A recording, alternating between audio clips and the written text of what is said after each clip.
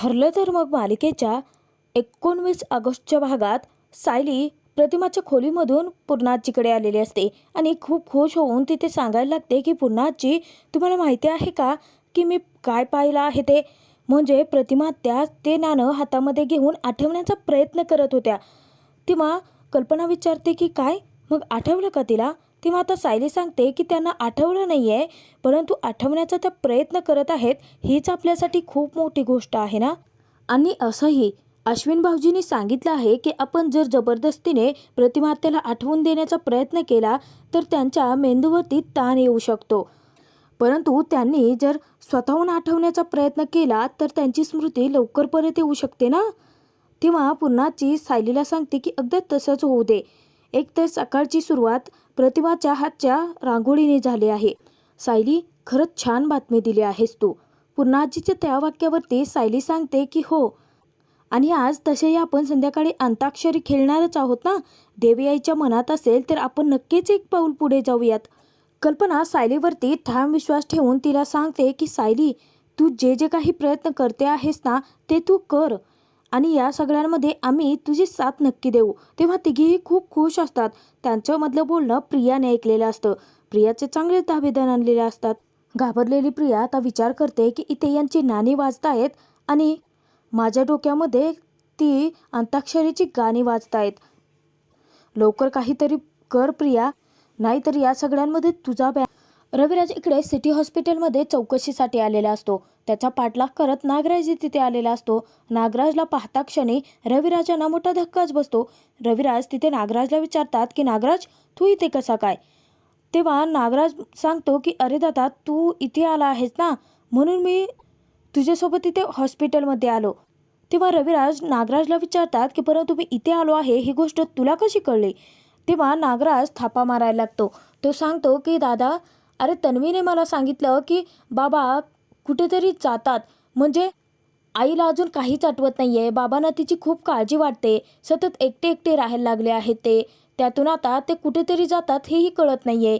ऑफिसला जातात की तर ऑफिसचं त्यांच्यामध्ये खूप टेन्शन असेल, म्हणून मी मदतीसाठी तुझ्याकडे ऑफिसमध्येच येणार होतो, परंतु तिथे गेल्यानंतर तुझी गाडी मला इकडे वळताना दिसली. मग तुझा पाठलाग करत मी तुझ्या मागोमाग आलो. असं सगळं काही खोटं रचून नागराजने रविराजला उल्लू बनवलेलं असतं. रविराज तिथे नागराजला सांगतात की आता तन्वीला चांगलंच कळायला लागलं आहे की मी सतत अपसेट असतो ते. तेव्हा नागराज विचारतो की दादा, अरे हॉस्पिटलमध्ये म्हणजे नक्की कशासाठी आला आहेस तू. नाही म्हणजे वहिनीला अजून काहीच आठवत नाही आहे हे सगळं पाहण्यासाठी की अजून काही कारण आहे. तेव्हा रविराज सांगतात की नागराज, कळेल तुला, चल माझ्यासोबत. असं सांगून रविराज पुढे जातात. नागराजची मात्र भंभेरी उडालेली असते. नागराज विचार करायला लागतो की आता मेलो. रविराजला नक्कीच त्या DNA रिपोर्टचं सत्य समजलं असणार आहे. आता जर ती सुनीता नर्स इथून गायब झाली नसेल ना तर मग मी मेलो. आणि त्यानंतर नागराज त्याच्या पाठोपाठ लगेचच हॉस्पिटलमध्ये जातो. रिसेप्शनवर ते आल्यानंतर आता रविराज विचारतात की सुनीता पवार ही नर्स नक्की कुठे आहे. तेव्हा रिसेप्शनिस्ट विचारते की तुमचं त्यांच्याकडे काही महत्त्वाचं काम आहे का. रविराज आता खूप भडकलेले असतात. ते सांगतात की तुमच्या हॉस्पिटलने आधीच माझ्यासोबत खूप मोठा फ्रॉड केला आहे आणि माझे जे DNA रिपोर्ट होते ना माझ्या पत्नीचे, ते खोटे DNA रिपोर्ट तुमच्या त्या सुनीता नर्सने मला दिले होते. तेव्हा रिसेप्शनिस्ट विचारते की सर, तुमच्या पत्नीचं नक्की नाव काय आहे. तेव्हा रविराज सांगतात की प्रतिमा किल्लेदार. रिसेप्शनिस्ट सांगते की बरं ठीक आहे सर, तुम्ही थोडा वेळ थांबा. तेव्हा रविराज खूप भडकलेला असतो. तो म्हणतो की आता थांबून खूप वेळ झाला आहे, मला सगळ्याची उत्तरं हवी आहेत. रविराज तिथे आता रिसेप्शनिस्टला सांगतात की आधीच माझा या सगळ्यांमध्ये खूप वेळ गेला आहे, आता या सगळ्यांवरती मला ॲक्शन घ्यायची आहे. रिसेप्शनिस्ट पटकन आता डीनला फोन करते आणि घडलेला सगळा प्रकार त्यांच्या कानावरती घालते. इकडे नागराजचे मात्र चांगले धाबेदार आणलेले असतात. रिसेप्शनिस्ट रविराजांसमोर आता सगळा खुलासा करते. ती सांगते की सॉरी सर, तुम्ही ज्या सुनीता नर्सबद्दल बोलत आहात गेले कित्येक दिवस ती कामावरतीच येत नाहीये. तेव्हा रविराजांना मोठा धक्काच बसतो. रविराज तिथे आता म्हणतात की बरं ठीक आहे, मला त्यांच्या घराचा पत्ता द्या. तेव्हा आता रिसेप्शनिस्ट सांगते की नाही सर, तुमचा तिथे जाऊनही काहीच उपयोग होणार नाहीये, कारण तिथे राहतच नाही आहेत मुळात. त्यांच्या घराला आता कुलूपच दिसेल. तेव्हा रविराजांसाठी हा जबरदस्त मोठा धक्का असतो. तर इकडे प्रतिमा तिच्या रूममध्ये काम करत असताना तिथे प्रिया आलेली असते. प्रिया प्रतिमाच्या हातून झाडू घेते आणि तिला सांगते की अगं आई काय करतेस तू? अगं सोड हे सगळे कामं. आणि त्यानंतर ती प्रतिमाला समजावण्याचा प्रयत्न करत असते, परंतु तिला पाहता क्षणी प्रतिमा प्रचंड घाबरून गेलेली असते. प्रिया प्रतिमाला गुंडाळायला लागते. ती म्हणते की अगं आई थांब थांब थांब. अगं तू स्वतःच्याच मुलीला का घाबरतेस? बरं जाऊ देत, तुला नाही ना आवडत तुझ्यासोबत तुझ्या अवतीभोवती माणसं राहिलेली, तर ठीक आहे, मी तुझ्यापासून दूरच थांबते. मी काय सायली नाही आहे सतत प्रत्येक ठिकाणी पुढे पुढे करत बसायला. आणि या घरातील लोकांना खरंच तुझ्या मनाची अवस्था कळतच नाही आहे. सतत तुझ्या डोक्यावरती आठवणींचा मारा करत सुटले आहेत ते. तर प्रियाला प्रयत्न करून बघत असते प्रतिमाला सायलीच्या विरोधात भडकावण्याचा. तेव्हा ती प्रतिमाला सांगायला लागते की आई त्या सायलीने ना घरात आणून तुला ना चांगलीच कामाला जुंपवले आहे. काय ते बेसनाचे लाडू कर, ते आमटीच कर. परंतु तुला सांगू का, सायली ना पक्की स्वार्थी मुलगी आहे. मला चांगलाच माहिती आहे की तुला इथे परत घेऊन येण्यामागे तिचा नक्कीच काहीतरी स्वार्थ आहे. तिच्या भोळेपणावरती भुलू नकोस तू आई. नीच प्रिया मुद्दामून आता प्रतिमाला घाबरवण्याचा प्रयत्न करत असते. ती सांगते की आई मला चांगलंच माहिती आहे, ती सायली ना एक नंबरची वाईट मुलगी आहे. तिचे ना मानलेले वडील आहेत आणि त्यांचं एक आश्रम आहे. मला चांगलंच माहिती आहे की तुला घेऊन जाऊन ना ती त्या आश्रमात फेकणार आहे. म्हणूनच तर तुला आपल्या घरी परत मला घेऊन जाऊ देत नाहीये. तेव्हा आता प्रतिमाच्या खांद्यावरती प्रियाने हात ठेवता प्रतिमा परत घाबरते, तिचा हात झटकते आणि पलीकडे जाऊन बसते. तेव्हा आता प्रिया प्रतिमाला सांगायला लागते की आई अगं जी मुलगी तुझ्या वाईटावरती टपली आहे ती सायली, तिला तू जवळ येऊ देतेस आणि स्वतःच्या मुलीला दूर का ढकलतेस? प्रिया प्रतिमाच्या जवळ बसते आणि तिचे हात घट्ट पकडून ठेवते. तिला सांगायला लागते की तू ना त्या सायलीला निक्षून सांग म्हणजे खुनेद्वारे सांग की तुला या घरात आता राहायचंच नाही आहे ते. अगं प्रत्येक वेळेस तुला त्रास देण्यासाठी ते नवीन नवीन युक्त्या शोधून काढत आहेत. अगं तुला माहिती आहे का, आत्ता तर तुला त्रास देण्यासाठी त्यांनी नवीन युक्ती शोधून काढली आहे. काय तर म्हणे ते संध्याकाळी तुला सोबत घेऊन अंताक्षरी खेळणार आहेत. परंतु तू साफ त्यांना नकार दे. सांगशील ना त्यांना? मी तुला एकच गोष्ट सांगते आहे की या रूममध्ये तू गप्प पडून राहायचं. येतंय का लक्षात तुझ्या? प्रियाने प्रतिमाला घाबरवलेलं असतं. सुभेदारांच्या बाबतीत तिच्या मनात वाईट साईट विचार भरवायला सुरुवात केलेली असते. प्रिया तिथे प्रतिमाला सांगते की आई मी जे सांगतेस ते ऐकशील ना? तू प्लीज या रूमच्या बाहेर पडू नकोस हा. तेव्हा आता प्रतिमा विचारात पडलेली असते, खूप घाबरूनही गेलेली असते. तेव्हा आता प्रिया विचार करायला लागते की सायली आता तुम्ही कितीही घसा फाडून फाडून गा, परंतु ही बाई आता या रूमच्या बाहेर अजिबात पडणारच नाही आहे. हिची स्मृती परत आणण्यासाठी तू जो काही डाव आखशील ना ते सगळे डाव मी हाणून पाडणार आहे, असं कारस्थानी प्रियाचा तिथे विचार असतो. परंतु उलट तिथे आता प्रिया चांगलीवर तोंडावरती पडणार असते, कारण प्रतिमाला कसं हँडल करायचं तिची समजूत घालून तिला बरोबर आपल्या बाजूने कसं वळवायचं, तिच्या मनासारखं कसं सगळं काही घडवून आणायचं हे सायलीला मात्र चांगलं जमलेलं असतं. इकडे हॉस्पिटलमध्ये रविराजाने अख्खं हॉस्पिटल डोक्यावरती घेतलेलं असतं आणि तिथे आता जाब विचारत असतात की ती जी सुनीता आहे ना ती खूप मोठा फ्रॉड करून आमच्या बाबतीतला फ्रॉड करून ती तेथून पळून गेली आहे. तेव्हा आता नागराज रविराजांना समजावत म्हणतो की दादा अरे तू आधी शांत हो ना, हे बघा आपण घरी जाऊयात आणि त्यानंतर आपण यांच्या वरिष्ठांशी बोलूयात ना. तेव्हा आता रविराज सांगतात की नाही नाही नागराज, ते तर मी करणारच आहे, परंतु त्या सुनीता नर्सला मी शोधल्याशिवाय गप्प नाही बसणार आहे. अरे यांच्या या मूर्खपणामुळे, या एका चुकीमुळे आपला असा गैरसमज झाला होता की प्रतिमा कायमची या जगातून गेली आहे. हॉस्पिटलमध्ये आता खूप मोठा गोंधळ निर्माण झालेला असतो. तर तेथीलच एक कर्मचारी रविराजांना सांगत असतो की सर प्लीज तुम्ही आमचं ऐकून घ्या. तेव्हा आता रविराज त्याच्यावरतीच भडकतात. ते म्हणतात की काय ऐकून घ्यायचं आहे? अहो तुमच्या एका चुकीमुळे असा आमचा अर्थ झाला होता की आमचा माणूस आम्हाला सोडून कायमचं निघून गेला आहे. मला ते काही माहिती नाही आहे. तर सुनीता पवारबद्दल मला माहिती हवी आहे, ती माहिती मला द्या. तेव्हा आता तो कर्मचारी सांगतो की सर आम्हाला सुद्धा आता सुनीता पवारने आधीसुद्धा केलेले फ्रॉड लक्षात आले आहेत. तेव्हा रविराज म्हणतात की काय? अहो अशा स्टाफला सोबत घेऊन तुम्ही काम करताय, पेशंटच्या माणसांच्या भावनाशी खेळताय तुम्ही. तुमच्या लक्षात येत आहे का किती मोठी फ्रॉड करत आहात तुम्ही या हॉस्पिटलमध्ये?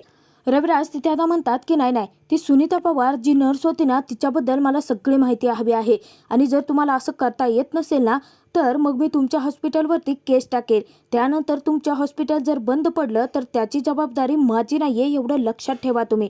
तेव्हा आता तो कर्मचारी सांगायला लागतो की सर सर सर आम्हाला माफ करा, परंतु प्लीज असं काही करू नका. हे बघा, सुनीता नर्सबद्दल सगळी माहिती शोधून मी तुमच्याकडे पोचती करतो. तर तिथे आता रविराज म्हणतात की लवकरात लवकर माहिती द्या, नाहीतर हे हॉस्पिटल बंद व्हायला वेळ लागणार नाही. चल नागराज, असं म्हणून रविराज तिथून रागानेच निघून जातात. तर नागराजचा विचार असतो की आता काही ती सुनीता नर्स दादाच्या हाती लागत नाही. मी आणि प्रियानेच ते DNA रिपोर्ट मॅनेज केले होते, हेच सत्य काही आता उघडणार नाही, ते गुलदस्त्यातच राहणार, असं विचार करून नागराज हे आता रविराजच्या पाठोपाठ निघून जातो. रविराज खूप चिडचिड करत असतो. रविराज चिडचिड करतच घरी आलेला असतो. तो म्हणत असतो की सोडणार नाहीये मी त्यांना.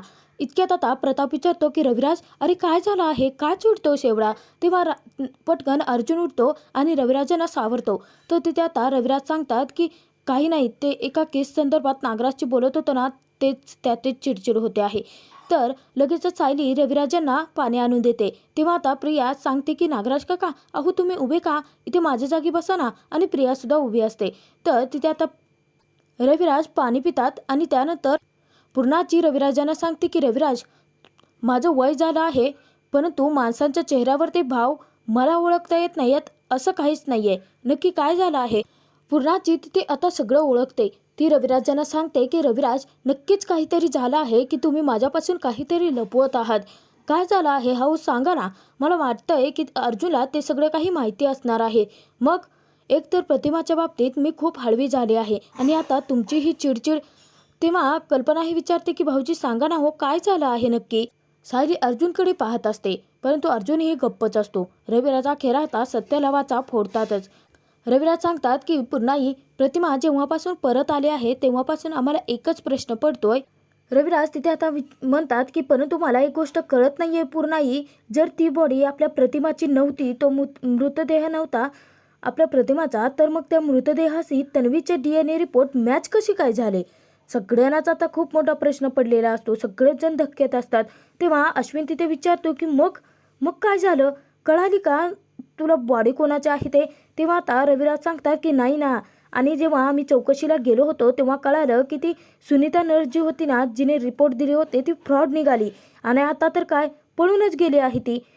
तर हे सगळं काही ऐकून तिथे प्रियाच्या पायाखालची जमीनच हादरलेली असते. तर सगळेजण धक्क्याने रविराजकडे पाहत असतात.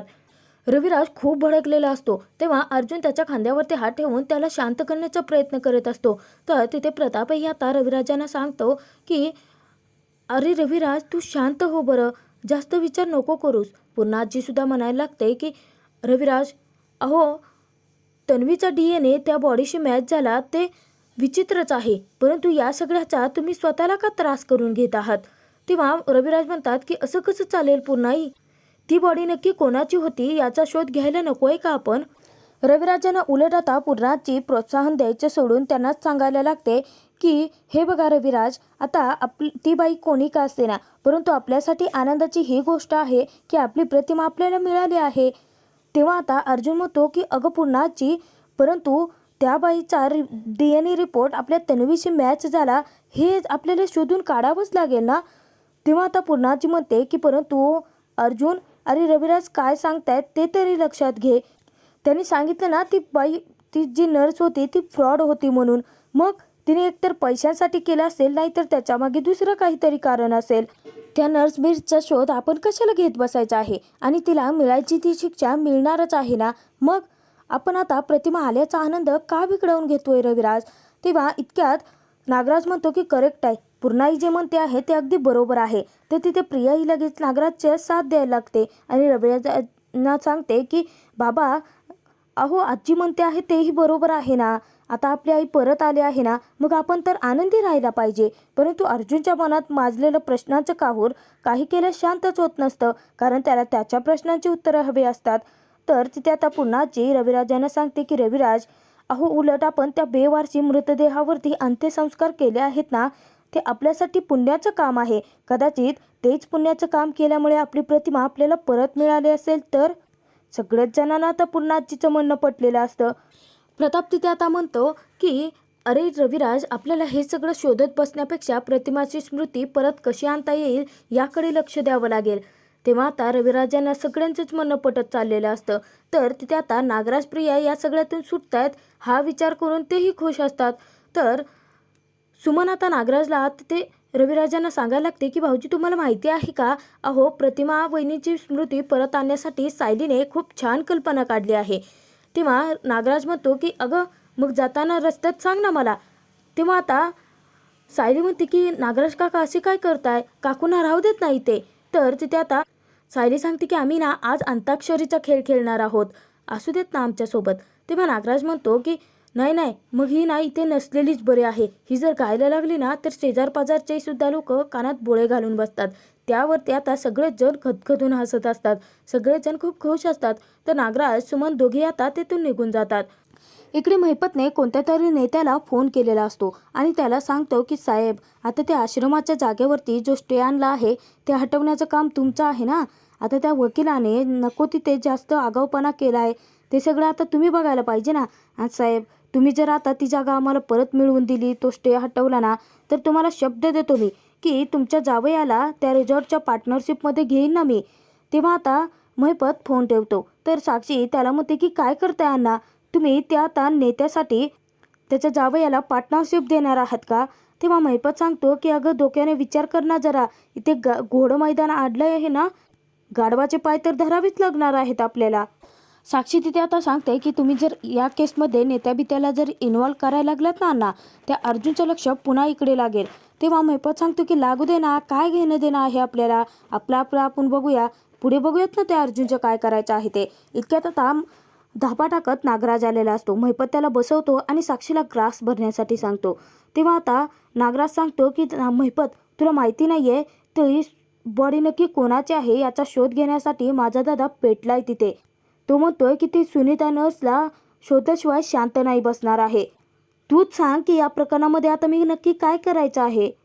तिथे आता नागराज सांगायला लागतो की मला माझ्या दादाचा स्वभाव चांगलाच माहिती आहे, तो सगळं काही शोधल्याशिवाय गप्प बसणाऱ्यातला नाही आहे.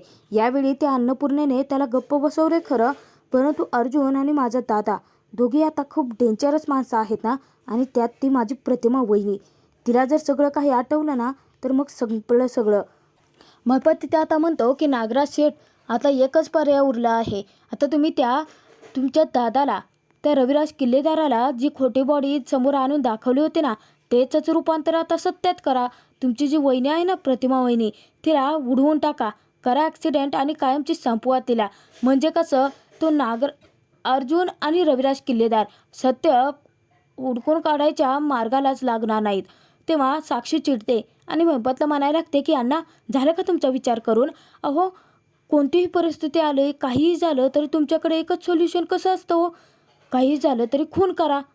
नागराज तिथे आता महिपतला सांगतो की परंतु कसं शक्य आहे, त्या सुभेदारांच्या घरातल्या सगळ्या बायका त्या प्रतिमाला घेराटा घालूनच बसलेल्या असतात आणि ती सायली ती तर ना त्या प्रतिमा वहिनीला गुळाच्या मुंगी जशी चिकटते ना तशी कायम चिकटून बसलेली असते. हे आपल्याकडे सोल्युशन नाही आहे, कशी संपवणार आहोत आपण त्या वहिनीला. तेव्हा आता महिपत सांगतो की नागराज सेठ कसं संपवायचं ते तुम्ही माझ्यावर सोडावं, परंतु आता तुम्ही एक गोष्ट सांगा की तुमच्या वहिनीला संपवायचे की नाही. हे सगळं काही ऐकून साक्षीला मात्र जबरदस्त धक्का बसलेला असतो. हा भाग इथेच संपतो. पुढील भागात आपण पाहणार आहोत की सगळेच जण आता सुभेदार एकत्र मिळून अंताक्षरीचा खेळ खेळत असतात. तेव्हा आता सायली गाणं म्हणत असताना प्रतिमाला जी जुनी गाणी आवडायची त्याची लिस्ट आता पूर्णाजीने तिथे सायलीला दिलेली असते आणि त्यातीलच एक गाणं सायली गात असताना हळुवारपणे प्रतिमा तिच्याकडे खेचली जाते. अचानकपणे आता प्रतिमा येते आणि सायलीला घट्ट मिठी मारून खूप जोरजोराची रडायला लागते आणि हे अलौकिक दृश्य पाहून सगळेजण हादरून गेलेले असतात. तर महिपत नागराज मिळून आता प्रतिमाला संपवणार की वेळेवरती सायली तिची स्मृती परत घेऊन येणार हे पाहणं खूप मनोरंजक ठरणार आहे. ठरलं तर मग मालिकेचे एपिसोड पाहण्यासाठी चॅनलला नक्की सबस्क्राईब करा.